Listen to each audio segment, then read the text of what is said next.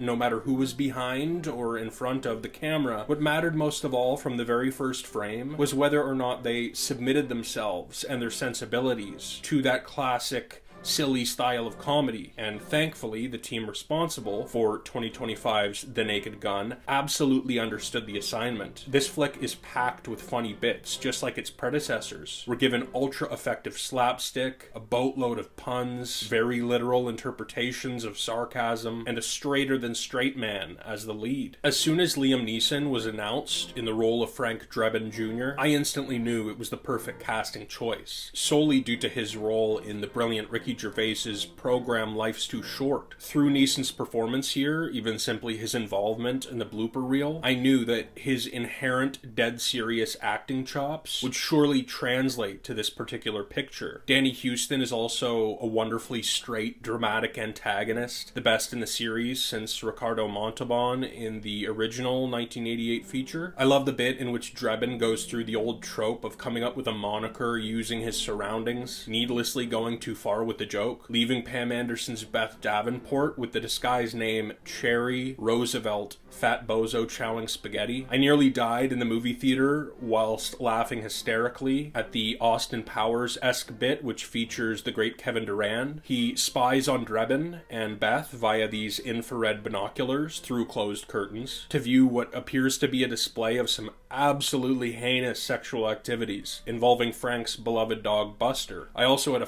freaking blast viewing the romantic montage that devolves into a horror story co-starring a demonic living snowman. Now, I read recently that David Zucker, director of the first two films in the franchise, stated that the team behind this 2025 reboot essentially produced a big budget blunder which totally missed the mark. Yes, the man is a spoof movie genius, and I understand the general concept that many artists can be a bit precious about their original work, but of course, I disagree in a couple regards. Firstly, this flick cost just over $40 million, which in today's economy is far from a big budget film. Certainly there are action sequences that are far more grand and boisterous when compared to the original trilogy. We're not meant to ooh and ah at the badassery of the stylistic action, which would have absolutely been a mistake. Naked Gun 2025 takes things to the next level in that regard. I mean, don't we want our sequels to differentiate themselves from the original in some ways? Our lead character even cracks a joke about this exact idea. He speaks to a photo of his late father, stating that he wants to be just like him while also being completely different. I mean, Neeson takes off limbs and beats a man with them. He eats an armed man's gun, while hand-to-hand combat for some reason transitions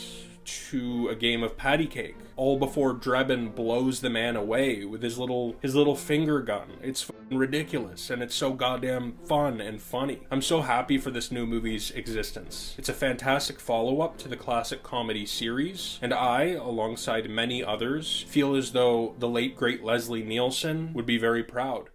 This is such a thrilling cinematic experience, and I couldn't be happier that I managed to catch the flick while it was still in cinemas. F1 undoubtedly tackles certain Hollywood tropes and deals with themes that we've seen handled on countless occasions, but Joseph Kosinski and his enormous and talented team not only execute said tropes in extraordinarily effective fashion, but these particular elements are actually elevated by both the exquisite filmmaking on each and every front, as well as the incredible cast. The exceptionally successful Kosinski absolutely murders in his role as director. It evidently takes a fucking whip-smart, formidable fella to be able to captain a ship of this monstrous magnitude. And at this point, he's proven himself time and time again on the most gargantuan of scales. My second favorite composer in existence, Mr. Hans Zimmer, responsible for the brilliant music contained in such classics as the Dark Knight trilogy, the Pirates of the Caribbean trilogy, Inception, Interstellar, Rango, and countless others, does an expectedly phenomenal job here. The man contributes greatly in the goosebump induction department with his at times fucking grand and triumphant score. Though Academy Award-winning cinematographer Claudio Miranda may very well be the true star of the show, so bloody much of this movie's exhilaration factor is due to the way in which it is shot. I've personally never been a huge fan of watching televised motor races of any kind, but It is one thing to simply view a race as an outsider. It's another thing entirely to be a part of the race, completely immersed in it, being given perspectives from atop the dash, from atop a given racer's helmet, from a given vehicle's wheel. We also get wickedly dynamic shots captured from atop a car's hood. On the opposite end of the spectrum, we're given these exceedingly vast, gorgeous wide shots that not only depict a particular race, but the extravagant fireworks display occurring far overhead in a certain instance. All of the cinematography at play greatly enhances the action's intensely visceral nature. From top to bottom, the entirety of this kind of colossal cast, the majority of them admirably given at least a moment to shine, does a stupendous job. Brad Pitt is one of my all-time favorite movie stars, and he is expectedly excellent in the lead role of Sonny Hayes, who is, depending on who you ask, either a has-been or never was in the racing department. He's intelligent,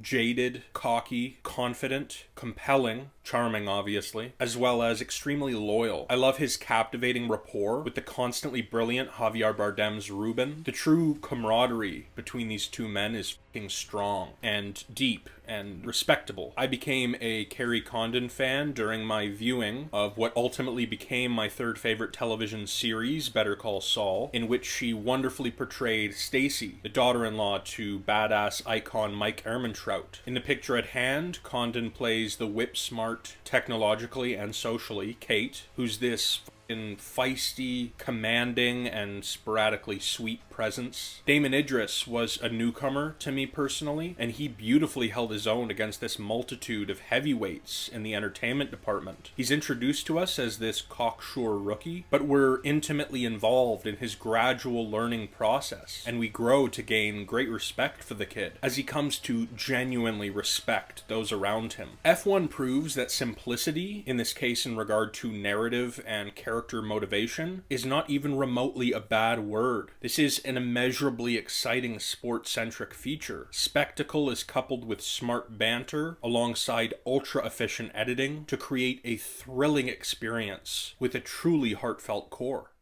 Coming into 2025, James Gunn's Superman was undoubtedly my most anticipated motion picture of the year. The man has proven himself to me time and time again. His particular filmic tendencies so often jive with my personal filmic sensibilities, and that fact has only solidified itself more as time has progressed. After having viewed this movie a trio of times via a trio of distinct mediums, really, I can confidently state that Superman absolutely delivers, and then some. I had a fucking blast viewing it, and have only enjoyed my experience more with each passing watch. And bear in mind, as I've mentioned on a couple occasions, I've never really given a monkey's nut about Kal-El, but James Gunn changed that entirely. I must admit, upon my first viewing, I hypocritically skipped into the movie theater with fucking sky-high expectations. And don't get me wrong, I've always dug the flick, my rating ultimately going from an A- to an A. But I suppose I had subconsciously built up this particular idea of what this movie was going to be, and given the fact that it wasn't entirely what I was expecting, which isn't even remotely a negative thing, I had much personal processing to do following my opening night viewing. Not to mention, said first viewing was my first 3D D-Box experience. A questionable decision, in retrospect, solely due to the fact that this medium definitely takes some adjusting to, so there certainly were some early distractions, though by the time the second, then third acts came around, I was having some fun with the chair's movement and its visceral intention, at least at times. Whilst my first watch was a solo affair, I watched Superman for the second time with a movie buddy on the big 2D screen, sans expectations of course, given the fact that I knew what to expect. I was able to simply sit back and take in the film for what it is, and although it may sound pretentious, allow themes to reveal themselves to me. All the while my third viewing experience occurred via home video, which was my most satisfying one in fact. It is only now that I feel it to be an appropriate time to discuss and break down the ins and outs of the phenomenal James Gunn's Superman. The action taking place within this fantastical and lived-in world is constantly creative and captivating. I particularly dig the sequence, essentially consisting of a trio of fucking fun battles that occur concurrently. Firstly, Soups takes on formidable foes Ultraman and the Engineer in a baseball stadium. Then, while soaring through the sky, before Clark and his clone take the fight underground. Secondly, the Man of Steel and his kind of foster pup fucking obliterate Baldy's raptors,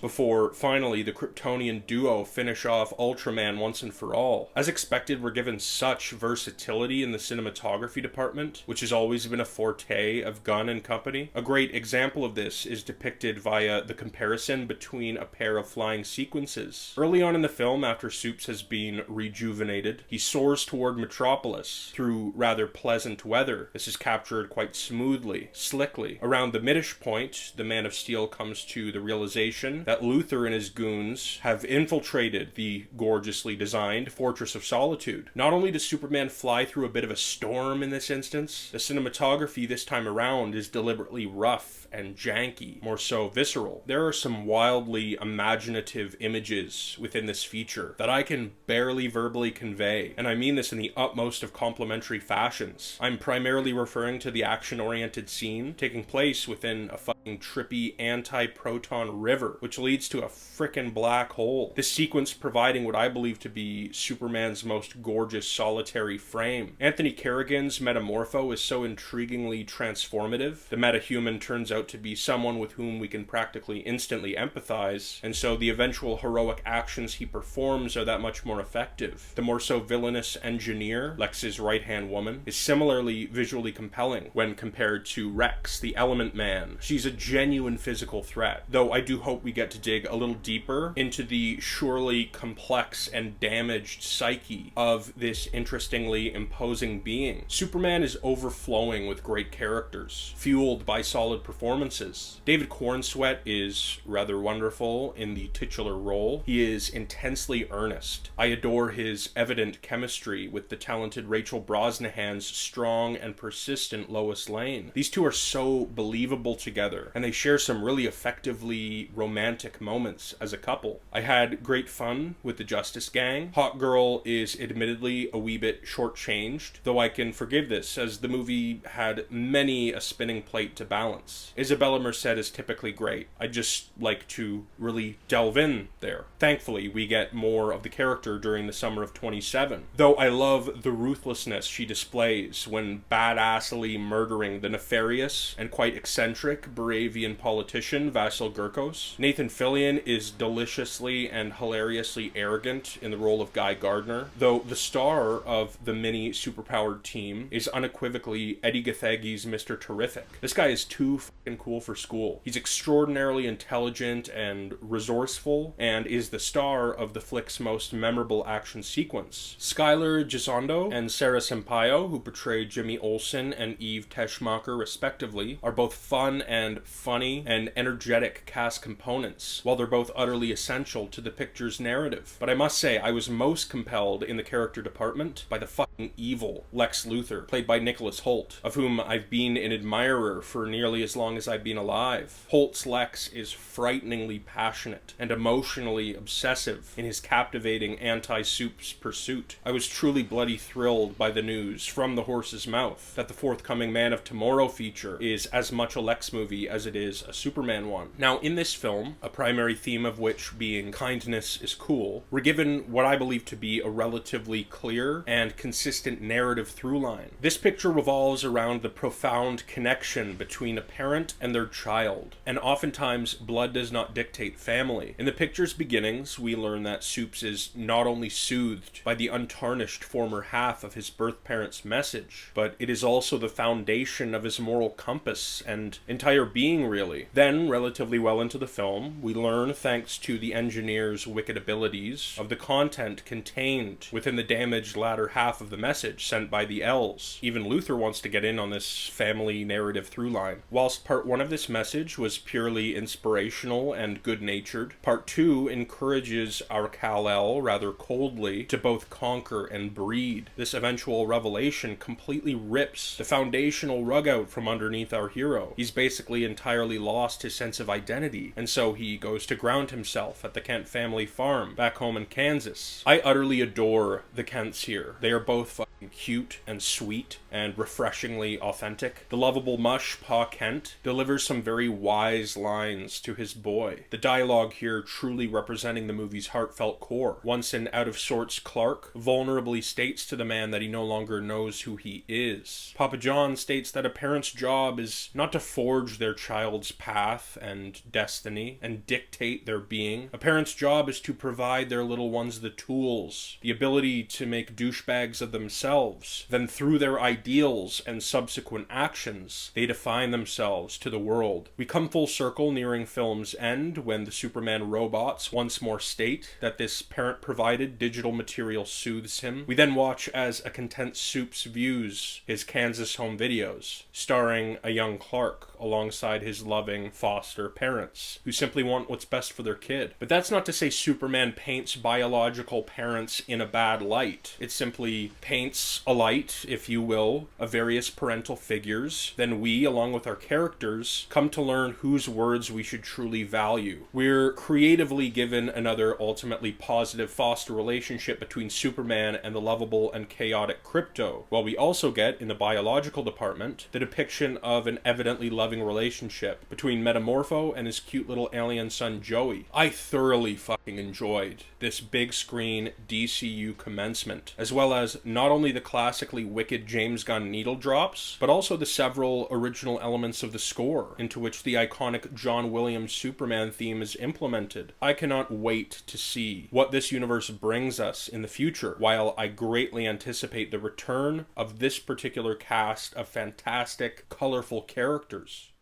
Sinners, directed by the exceedingly talented Ryan Coogler, is a fantastic looking film. The cinematography is consistently captivating, and we're gifted a multitude of brilliant and memorable images. This world is so real and lived in, while we get multiple extensive tracking shots that only enhance the dirty realism amongst these characters within this town. The visual effects are tremendous and largely and impressively seamless. There's this ever-present, quietly eerie and unsettling atmosphere at play. The entirety of the cast does a fucking phenomenal job, and Coogler's wicked screenplay assures that this relatively large cast of interesting and distinct characters have a boatload of juicy material with which to work. Michael B. Jordan unsurprisingly kills it in these dual roles. He's such a strong screen presence here, ×2, and he does an awesome job of distinguishing these identical men. Haley Steinfeld is, to me, one of those performers that is just inherently and perpetually brilliant and naturalistic. Here she's feisty, badass, though emotionally vulnerable. Then she's this chaotic combination of scary and sexy. In a peculiar way, I kind of feel like a proud papa when it comes to Mr. Jack O'Connell. I was introduced to him through his participation in my 6th favorite film of all time, 2006's This Is England, which I've previously discussed on the channel. And the actor was, I believe, 16 or 17 when he played the role of Pukey. So it's actually quite cool to see this really bloody, talented man in such a pivotal, huge, Ryan Coogler-directed blockbuster. His Remit character is fucking creepy and charismatic, and my man can bust out an Irish jig like a motherfucker. The score, music being perhaps the most prevalent component within this picture, is bold and spectacular. I never would have anticipated, given the early 20th century setting, that the wonderful Ludwig G would essentially present a sort of cliff notes on the illustrious history of music. Said composer, whose surname I won't even try to legitimately attempt, having scored multiple movies within my top 80-ish, 2015's Creed and 2023's Oppenheimer, the former having the same director-composer pairing as the picture at hand. Everything in this piece regarding live musical performance is absolutely fantastic in every respect. I'm captivated during scenes in which the talented Miles Caton's Sammy plays us a tune while he strums the guitar for a crowd, as well as the culty community jams, if you like. Though there's a particular particular tune-centric scene that truly had me entranced. A concept that is interestingly introduced right as the picture commences is that some folks are so spiritually in tune that when they play their essentially magical music, the spirits of both the past and the future can be conjured. Preacher Boy unknowingly performs this supernatural act mid-film, and the entirety of the scene was both ballsy and beautiful to me. In fact, it was initially and surely deliberately jarring in a good way to witness the gradual implementation of modern music into this specific early 20th century world. The mere inclusion of the scene exactly as it is depicted is so bold and creative. This is one of those sequences where, in the hands of a lesser filmmaker, it could have been a campy disaster, but I feel this to be such a special scene. Firstly, much like the rest of the movie, it's beautifully shot. It is exceedingly musically intriguing, while it emits numerous tones throughout its maybe 6-minute duration, and it does so organically. After my awe-inspired self viewed the now multi-generational musical performance, I was then transported to this sort of hellish landscape. Our focus gradually shifts to Remick and his new vampire recruits as they watch an evidently enticing fiery shindig. Whilst this exceptional scene depicts the integral theme of the deep and spiritual power of music, so much of the picture's remainder tackles the theme of freedom. What constitutes true freedom? And is it even attainable? Of course, in general, freedom is a perpetually present concept, given the time period, the setting, as well as the clan's presence, but we definitely dig deeper at a number of points in the film. It's mostly overtly addressed in the kind of post-credit scene, which I'll return to in a moment, when an elderly preacher boy mentions to the Stack and Mary zombie couple that prior to that vampiric nightmare, when there was a great sense of community initiated by beautiful music, he, for once, felt true freedom. The juke joint was very much an escape for many folks, but even that supposed safe house was very much tainted. Not only did a Klansman sell the joint to the twins in the worst of faith, to put it politely, we also almost instantly have an attempted invasion from a couple KKK crackers, brainwashed by their Southern Irish blood-sucking leader. Thankfully, at least anecdotally, our hero, if you like, absolutely tears apart this vast group of Klan members with bullets, though he does die in the process, which, in very bittersweet fashion, reunites him with his late baby, as well as his now late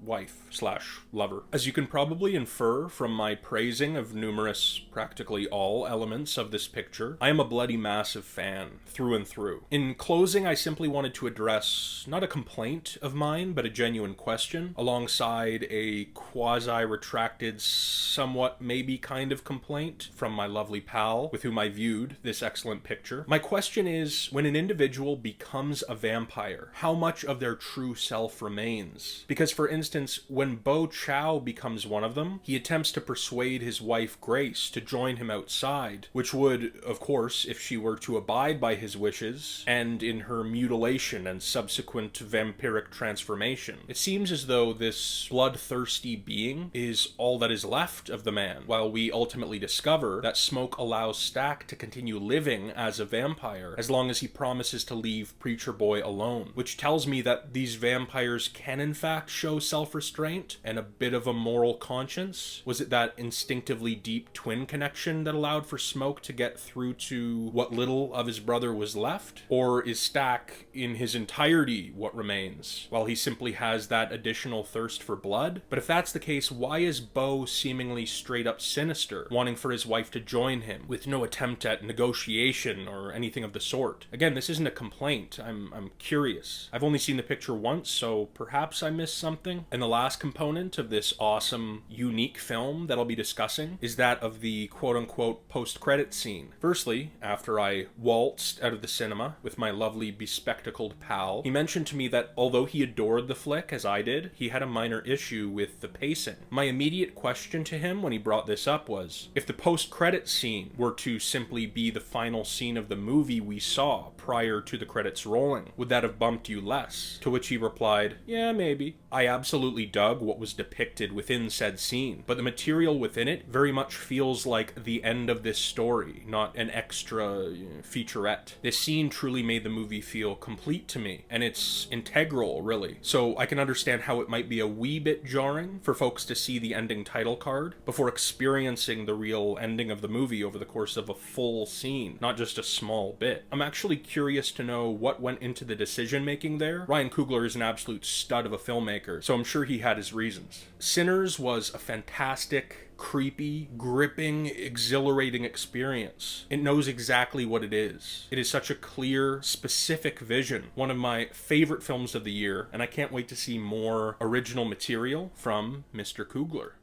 Weapons was my favorite film of 2025, so my first impression of writer-director Zach Cregger was evidently a strong one. If you're unaware, this picture was a financial fucking hit at the box office, and I believe a very simple and very effective marketing campaign is to thank for that, alongside the exceedingly strong word of mouth, of course. The poster itself is certainly visually cool and creepy, relatively simple, but the real hook comes in the form of said poster's gripping text. Last night at 2:17 a.m., every child from Mrs. Gandy's class woke up, got out of bed, went downstairs, opened the front door, walked into the dark, and they never came back. This is a fucking enticing premise, which instinctively piques one's curiosity. Why did a group of children seemingly willingly vanish? Why, in the motherfucker, all these missing children from the exact same class? What does this classroom's teacher have to do with this? All of that being said, when I personally saw the poster and its compelling logline, I knew that this film would garner either a 9% or 90% critic score on Rotten Tomatoes. I could feel it in my gut that this mystery was going to be solved in either very cool and intriguing or very dumb and dopey fashion. Thankfully, we were provided with the former. I love the fact that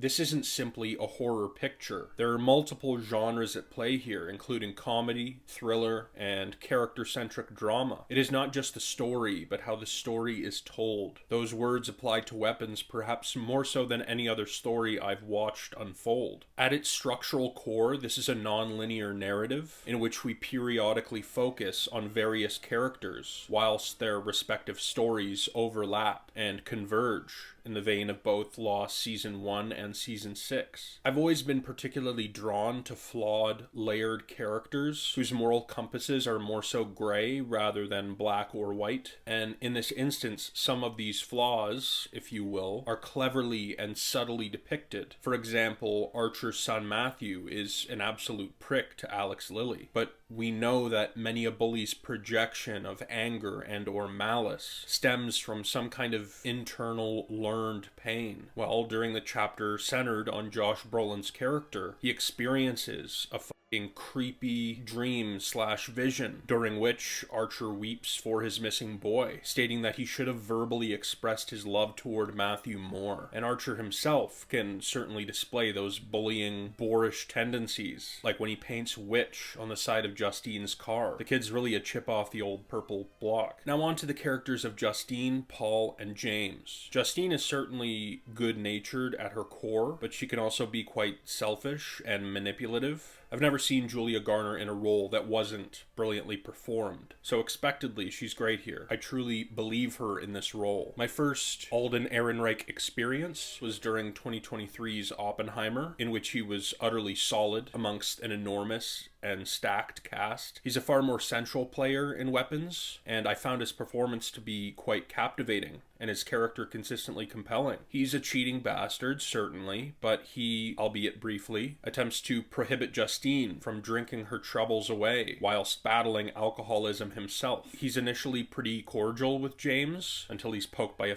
needle, at which point all hell breaks loose, all the while in the presence of his police chief father-in-law, and especially his wife. He's like a puppy with a tail between his legs. James is a rather shabby, drug-addicted, homeless thief who's also sort of bizarrely endearing. He's effortlessly funny, and his reactions to some of the crazy supernatural goings-on are so bloody real and relatable. Now, I was first introduced to the wonderful Amy Madigan via my third favorite motion picture of all time, 1989's Field of Dreams. Then she played the mother of our lead character Olivia Dunham, portrayed by the great Anna Torv, in a personal top 10 television series of all time, Fringe. When I walked into the cinema to view Weapons with a dearer than dear friend, I was not remotely aware of Madigan's involvement. It turns out that she was unequivocally the most sensational component of the movie. This Gladys character is fucking fascinating, and I feel as though she's utilized perfectly throughout the picture. She's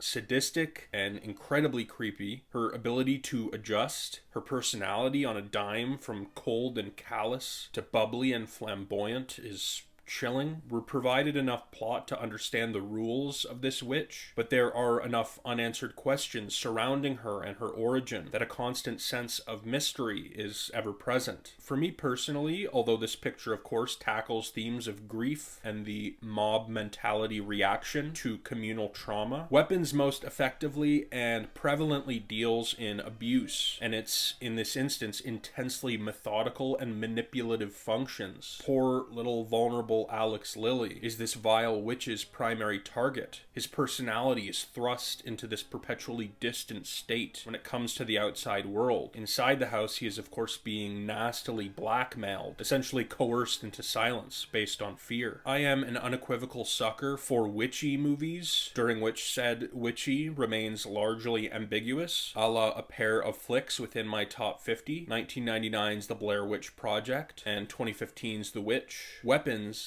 is no exception. This is a creepy feature. It's a beautifully told non-linear tale which contains subtle commentary, comedy, slick scares, alongside some grotesque visuals and realistic, intriguing character dynamics. I look forward to purchasing this picture on 4K before I then look into the evidently great Zach Cregger's previous and forthcoming filmography.